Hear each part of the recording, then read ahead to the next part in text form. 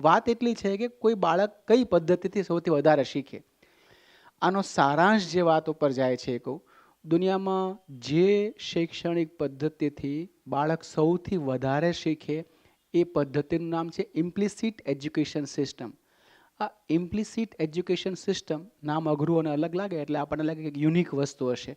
સાવ પાયાની તમારા અને મારા સમજમાં આવેલી એજ્યુકેશન સિસ્ટમ છે અને તમે આ એજ્યુકેશન સિસ્ટમમાં અમુક વસ્તુ શીખ્યા છો.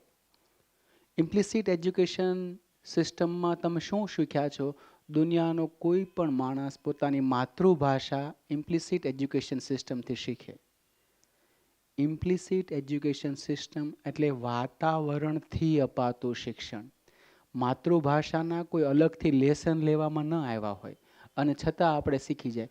એ ડાયરેક્ટ સબકોન્શિયસ માઇન્ડ પર કામ કરે અને હંમેશા માટે છપાઈ જાય એમ કહેવાય. એમાં ક્યારેક ડાયરેક્ટ ઇફોર્ટ હોય જ નહીં, હંમેશા ઇનડાયરેક્ટ હોય, ઇનડાયરેક્ટ વાતાવરણ થકી હોય. પાઠશાલામાં એટલે અમે એવું માનીએ છીએ કે બાળકોને વાતાવરણથી ભણાવવું. વાતાવરણથી ભણાવવું એટલે બાળકોને જે મુદ્દા શીખવવા છે અમારે, એ જવાબદારીના હોય, આયોજનના હોય, ક્ષમતાના હોય, મૂલ્યાંકનના હોય, સંબંધના હોય કે કોઈ પણ મુદ્દા હોય, એ મુદ્દાને અમે પાઠશાળાના વાતાવરણમાં જાળવવાની, ઊભા કરવાની, સંવારવાની કોશિશ કરીએ છીએ. અને અમે જોઈએ છીએ કે એ મુદ્દાને કોઈ ઉપદેશ વગર, સલાહ વગર, શિખામણ વગર બાળક તરત કેપ્ચર કરી લે છે.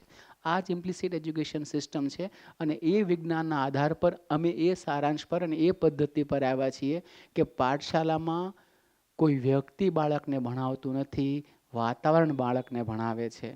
વાતાવરણ થકી એટલે કે ઇમ્પ્લિસિટ એજ્યુકેશન થકી માનવ જે શીખે એવું બીજી દુનિયાની કોઈ સિસ્ટમ થકી શીખી શકે નહીં. એટલે પાઠશાળાનો આ સિદ્ધાંત છે.